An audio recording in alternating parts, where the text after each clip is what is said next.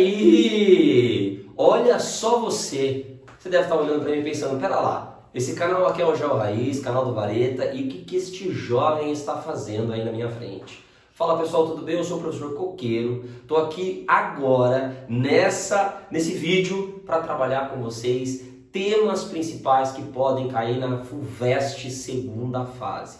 Antes de começar qualquer coisa, eu vou pedir aquelas coisas de YouTube, né? Vou pedir para você, se não conhece, já se inscreve no canal, dá aquele like, ativa o seu sininho aí para receber várias notificações, porque o canal do Geo Raiz, ele produz muita coisa bacana, então compensa. Vem com a gente que é sucesso e eu tenho certeza que esse canal vai te ajudar e muito para suas conquistas. Bom, vamos lá. Eu sou aqui professor de História, estou invadindo o canal do Vareta mais uma vez para dar umas dicas legais sobre a prova da FUVEST segunda fase. Mas já adianto para você, é completamente aleatório. Os caras, eles adoram brincar com o nosso coraçãozinho e colocar questões completamente aleatórias. Ano entra ano, sai ano, mas não se preocupe, porque há uma tendência, tá? O que a gente observou e o que eu observei nesses meus anos de experiência? Que na segunda fase, principalmente nos últimos 3, 4 anos, há uma tendência de que cai mais história do Brasil do que história geral.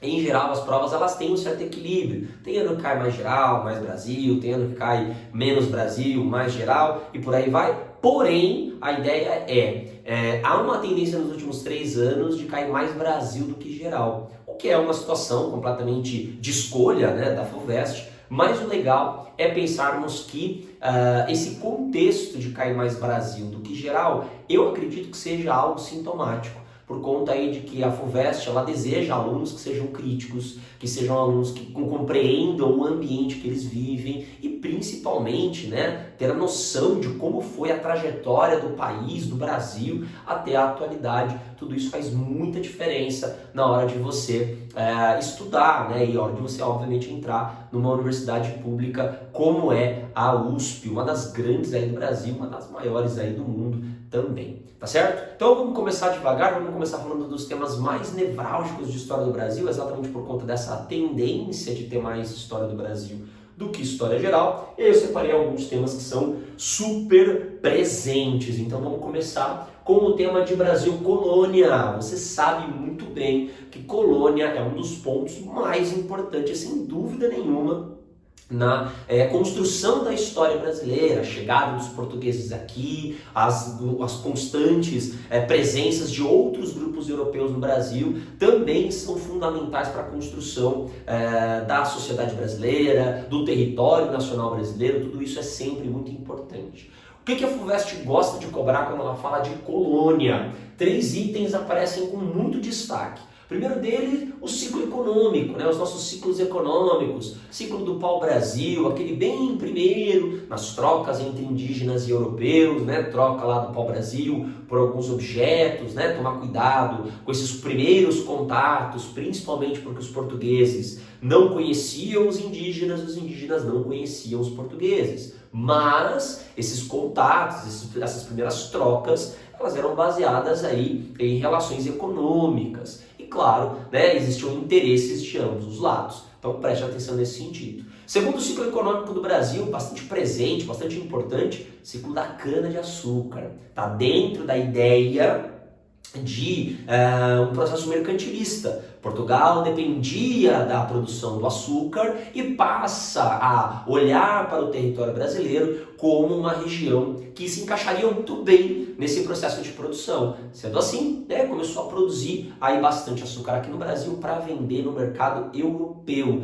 E aí o Brasil entra como, né, um local, né, de produção desse açúcar, e eu digo até meio que dentro da dinâmica do mercantilismo. O uso de mão de obra, não se esqueça, escravizada, seja ela indígena, como já era feita nos primeiros anos aí dos engenhos, como também a mão de obra africana, né, trazido aí esses personagens da África, foram trazidos do continente, de várias regiões da África, aqui para o Brasil, então também trazendo um pouco desse ambiente de escravidão para esse momento do ciclo econômico. Então é algo bastante importante também, tá? Para a FUVEST, essa questão da escravidão. Bom, nesse sentido, mais um ciclo econômico, só para a gente fechar esses primeiros ciclos coloniais, o ciclo da mineração. Lembrando aí que no século XVIII há uma exploração muito forte do ouro no interior do território. Então aqui a gente tem duas informações importantes. Primeira, aquela ideia de um Brasil que só vivia no litoral, só com a cana-de-açúcar, ela vai se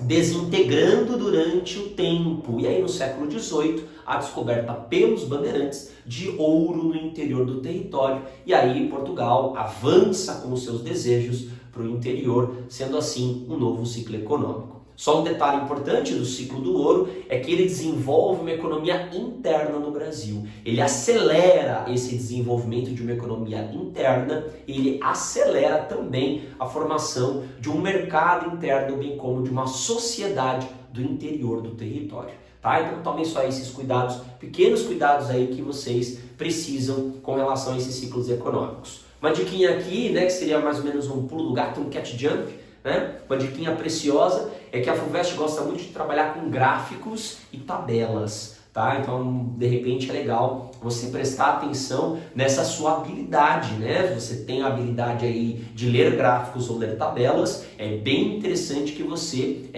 procure estudar e aprender e compreender como se lê um gráfico, como se lê uma tabela, como é que você compara números, principalmente por conta de que isso sim influencia e muito na hora de você responder uma questão, tá bom? Então, fique bem atento e atenta, que eu tenho certeza que você vai ter um grande sucesso nesse ponto. Bom, dito isso, o Brasil holandês, não se esqueçam de que em um determinado momento da história de Portugal, Portugal foi União Ibérica, ou seja, era o reino de Portugal junto do reino da Espanha. Portugal teve um rei, Dom Sebastião, que ele desaparece numa batalha no Marrocos, e isso significa que Portugal estava sem rei e pelas regras dinásticas, Filipe II, que era rei da Espanha na época, vai assumir o trono de Portugal, juntando as duas coroas. Portugal e Espanha passam a ser uma coisa só, chamada de União Ibérica. Nesse sentido, a Holanda, rival aí da Espanha, que tinha interesse no açúcar brasileiro, vai invadir o território do Brasil.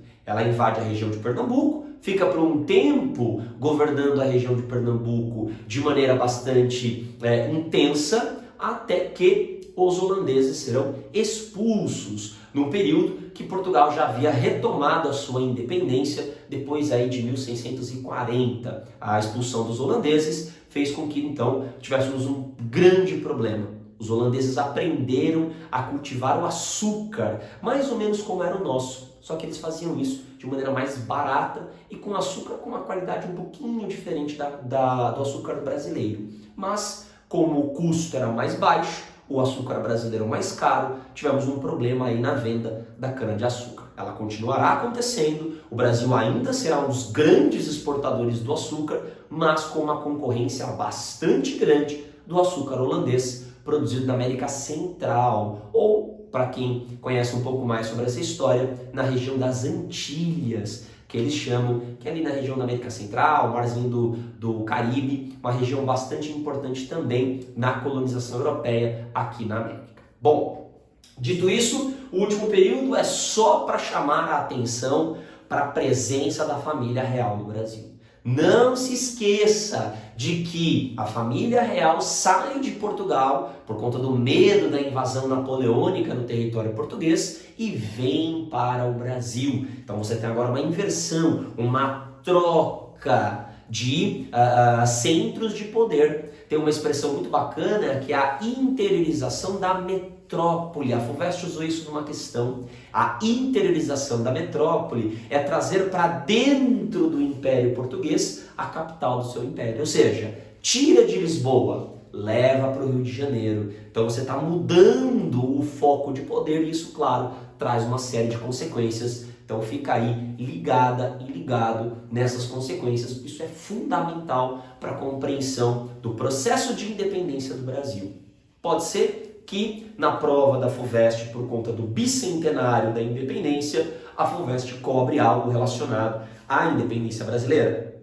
e essa chegada da família real, bem como essa mudança de protagonismo que era de Lisboa e agora passa a ser do Rio de Janeiro, isso também influencia as elites brasileiras a se separarem do seu passado colonial português, certo? Então seria aí legal também ter esses pequenos detalhezinhos na cabeça, isso vai te ajudar na prova de segunda fase, eu tenho certeza absoluta.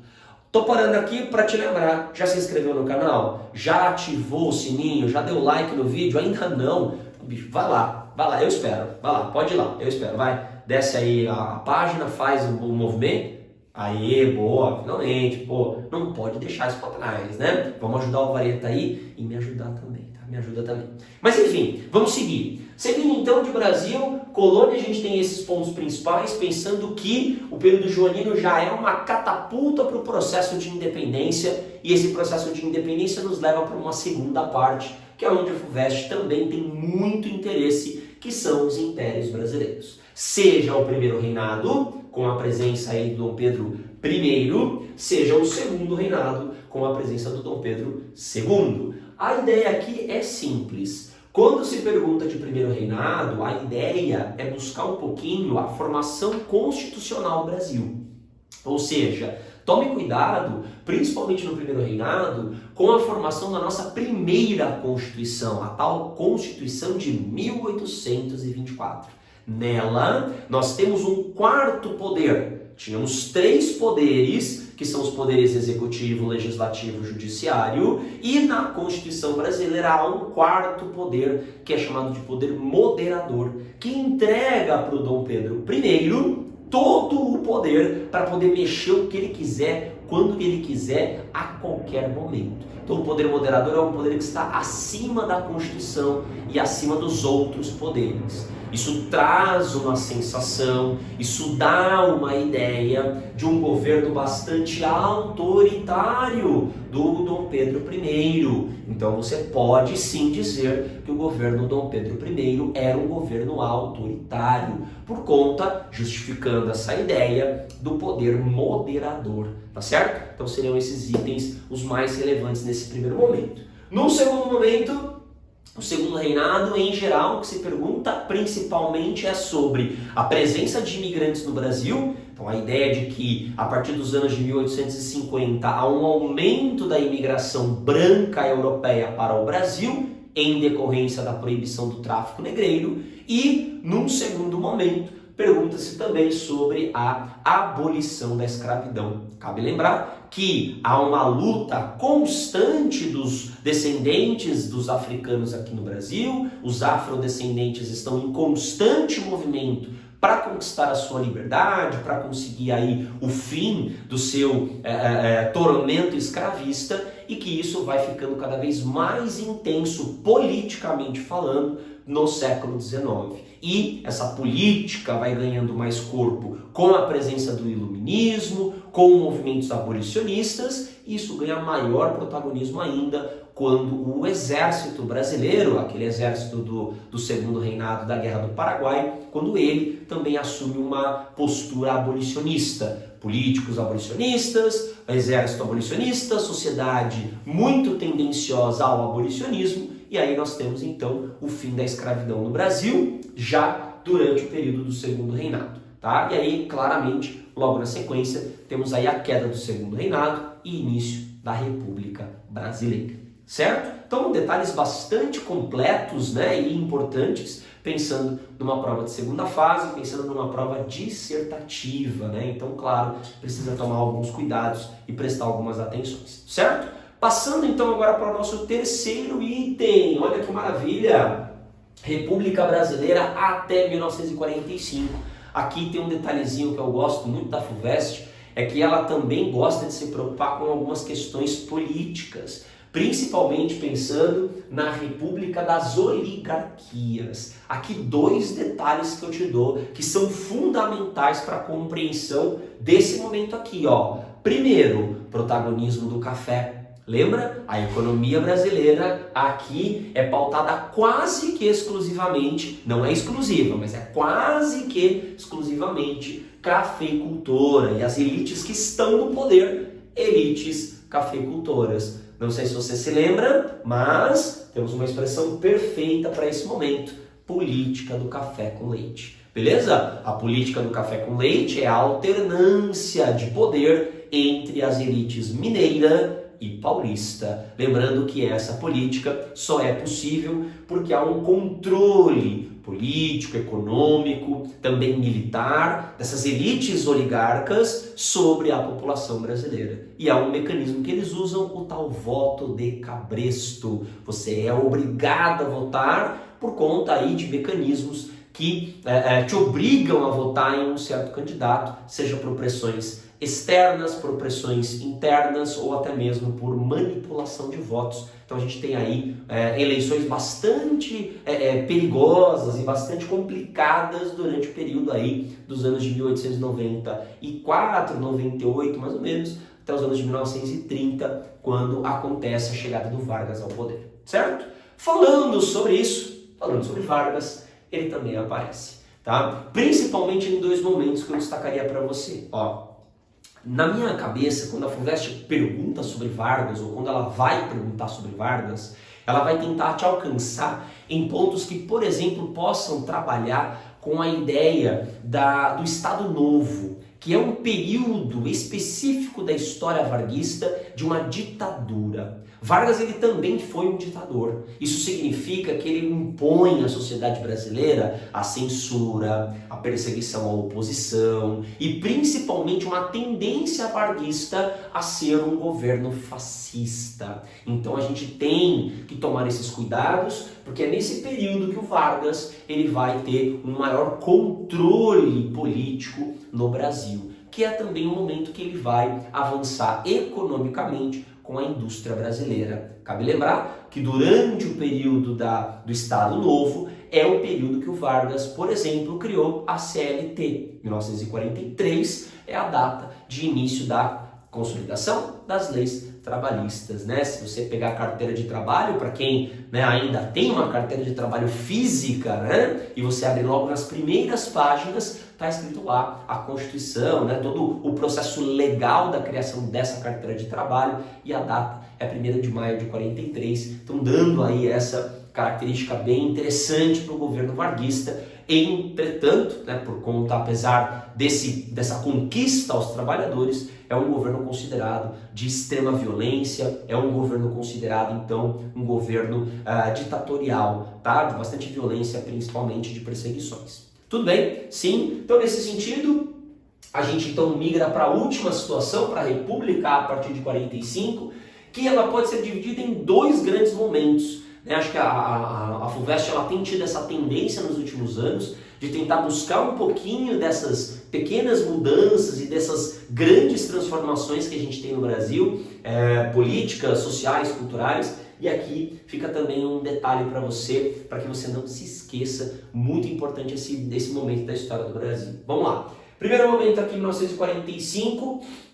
A partir de 45 a gente tem a República Liberal, que é uma república marcada principalmente por transformações. Esqueçam a ideia das oligarquias, esqueçam a ideia de Vargas. O que nós temos aqui na República Liberal são os principais governos de transformações com a tendência na Guerra Fria. A Guerra Fria foi um grande movimento mundial e o Brasil será influenciado diretamente por isso. Então a República Liberal terá essa influência da Guerra Fria, uma grande presença dos Estados Unidos também no Brasil, dos interesses norte-americanos no Brasil, e nesse sentido a gente tem aqui a ideia de que durante a República Liberal aparecem governos muito importantes, e a FUVEST gosta muito de cobrar isso, como por exemplo o governo do JK. O JK com o nacional desenvolvimentismo, com toda aquela preocupação que ele tinha com o desenvolvimento aí, principalmente desse contexto de construção de um Brasil, de Brasília, o desenvolvimento dos carros, das estradas. Então, basicamente, a gente tem um governo que apostou muito no endividamento estatal. E isso, claro, vai deixar uma marca muito complicada para os governos futuros.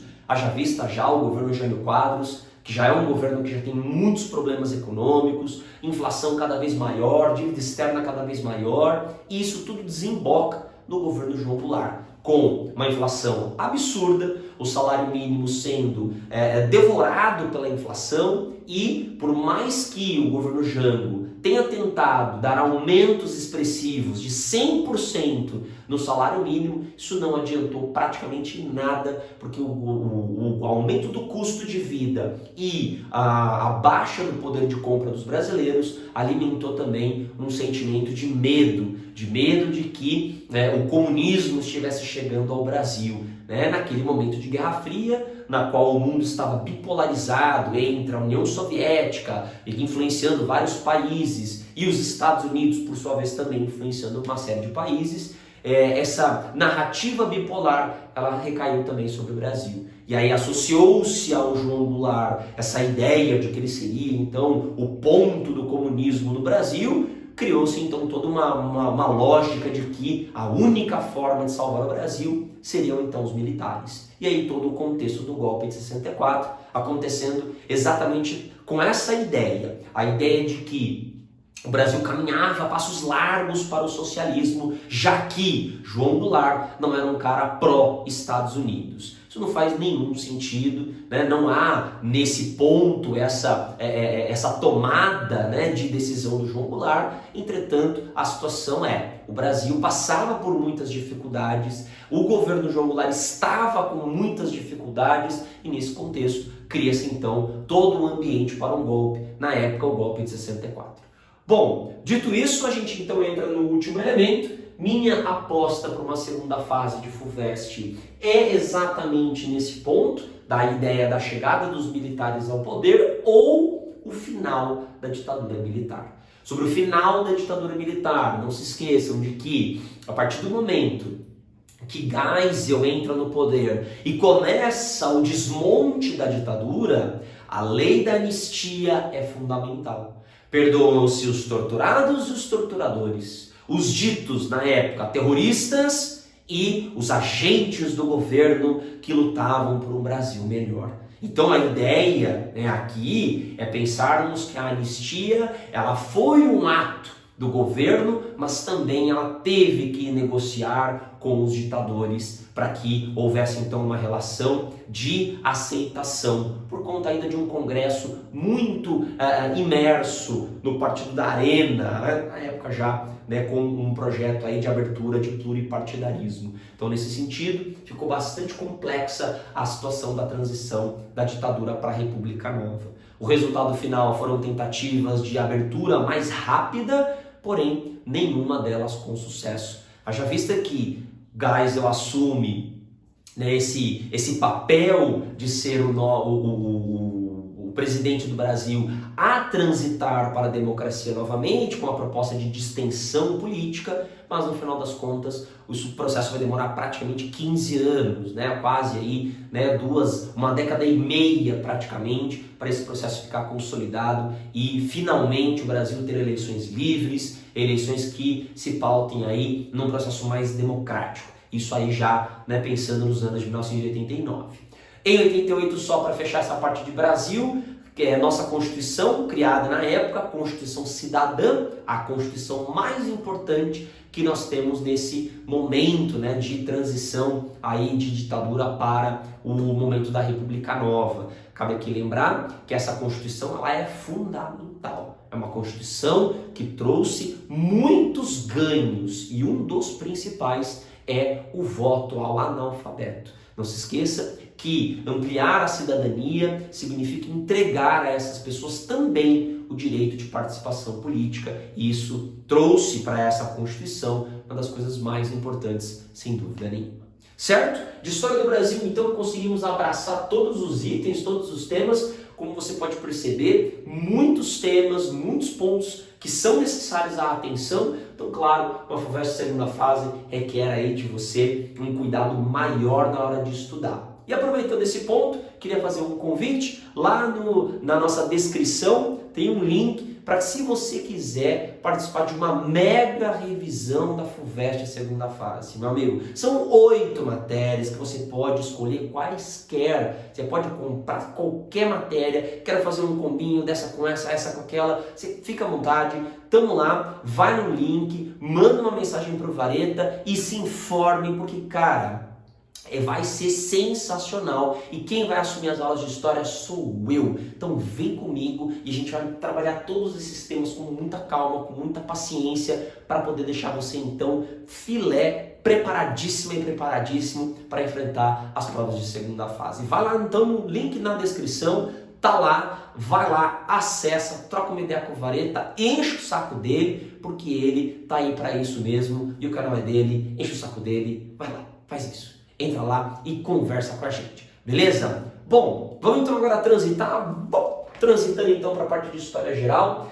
Como eu disse no começo, não é tão comum a história geral nos últimos 2, 3 anos, mas isso não significa que não caia a história geral nos últimos 2, 3 anos. Obviamente ela aparece, então chega aquele momento que a gente tem que olhar para a história geral também com um pouco mais de calma. Então vamos lá, 4 elementos principais aqui, ó, os 4 pontos principais da história geral. Vamos tentar trabalhar com todos eles com bastante, com bastante cuidado, né, como a gente já havia dito aí no começo. Então, começando com a Antiguidade Clássica, as questões que aparecem sobre a Antiguidade Clássica são questões que trabalham um pouco do elemento político. E no caso de Roma, a questão que apareceu no passado, nesses últimos 4 anos, foi uma questão que trabalhava com a noção política do Império Romano. Então, uma questão, de repente, aí trabalhando um pouco do cristianismo, da importância do cristianismo para o Império Romano e para a política romana, como basicamente um bote salva-vida num naufragado já Império Romano, e ele perguntava coisas mais específicas da política romana. Então, fique atento aí nas funções, por exemplo, do imperador, a função religiosa e política do imperador, o tal Césaropapismo. Fique atento também com a questão das leis, né? Cabe lembrar que muita coisa do direito romano ainda persistiu nos anos posteriores e isso, claro, pode influenciar a nossa sociedade. Então, fica a dica aí para tomar cuidado com a Antiguidade Clássica Roma que tem aparecido, ok? No segundo momento, Idade Média. A Idade Média, o cuidado que eu peço para você é com as transições. 2 momentos em específico de transição que me preocupam são: nós temos século V, que é o momento do início da Idade Média, com as invasões bárbaras no Império Romano Ocidental. Então tem o Império Romano do Ocidente, tem as invasões bárbaras e o início de uma ruralização da Europa. Ou seja, né, nós estamos falando de um processo de êxodo urbano. Cuidado, hein? Você já foi para o outro lado, né? Você já estava quase respondendo comigo, imagina, êxodo rural. Não! Nesse caso é êxodo urbano. Século V, as pessoas estão saindo da cidade e indo para o campo por conta dessas invasões bárbaras. Então, cuidado. Num segundo momento, esse século V, ele trabalha também com a ideia de feudalização da Europa. Essa Europa agora mais feudal, mais rural, menos urbana. Lembrando que essa Europa é a Europa ocidental. Tá bom? Na Europa Oriental, temos o Império Bizantino, bem como outros impérios que se formam na região oriental, e isso claramente também pode ser descrito para vocês. Beleza? Bom, no segundo momento, século XV, aqui cuidado, hein? No século XV nós temos agora a consolidação da Revolução Comercial, passando pelo renascimento cultural, uma reabertura da Europa e agora sim, um alto êxodo rural, sai do campo, vem para a cidade, por conta agora de uma vida urbana mais dinâmica, uma tentativa principalmente de você ter uma vida na cidade mais tranquila do que a vida no campo, que era uma vida explorada, porque os servos na época trabalhavam muito e ficavam com uma pequena parte da sua produção, tornando então as desigualdades econômicas muito profundas e a tentativa de muitas dessas pessoas de viver nas cidades, tentando aí, né, melhorar a sua vida. Então um êxodo rural bastante presente, certo? Só um cuidadinho aqui que eu queria que você tomasse no século XV, que é exatamente quando Portugal e Espanha começam a se mobilizar pelas expansões marítimas, tá certo? Portugal começa a sua volta na África no século XV e a Espanha vai apostar no final do século XV no Colombo para vir à América e aí todo o processo de conquista da América que pode aparecer para você, tá bom? Então toma só esse cuidado. Com relação à Idade Moderna, cuidado, hein, pessoal? Idade Moderna é um período super importante para a FUVEST. Ela tem um sabor, ela adora esse período, então fica aqui a minha dica de ouro. Se eu pudesse elencar um desses itens que estamos falando aqui, para que você tomasse muito cuidado, sem dúvida nenhuma, Idade Moderna. O que é de Idade Moderna, Coqueiro? Você que é o mago da história, o cara que está pensando por mim, cara, Iluminismo e Reforma. Mas vamos lá, vamos devagar. Primeiro, Iluminismo. No caso do Iluminismo, tem que lembrar que a filosofia entra em jogo aqui.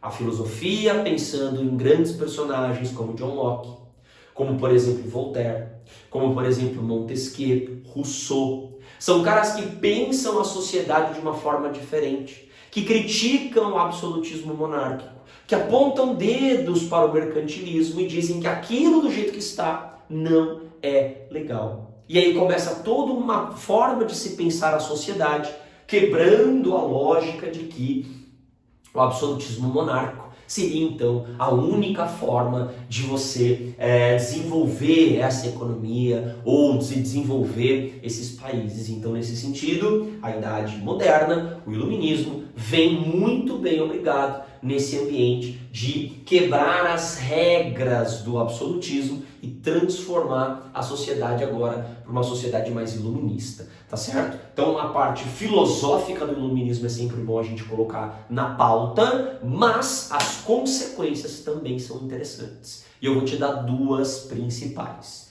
Pensando na América, vamos lá. Na América o iluminismo influencia dois movimentos. Primeiro movimento, independência dos Estados Unidos, muito influenciado pelo iluminismo, principalmente pelas ideias de John Locke.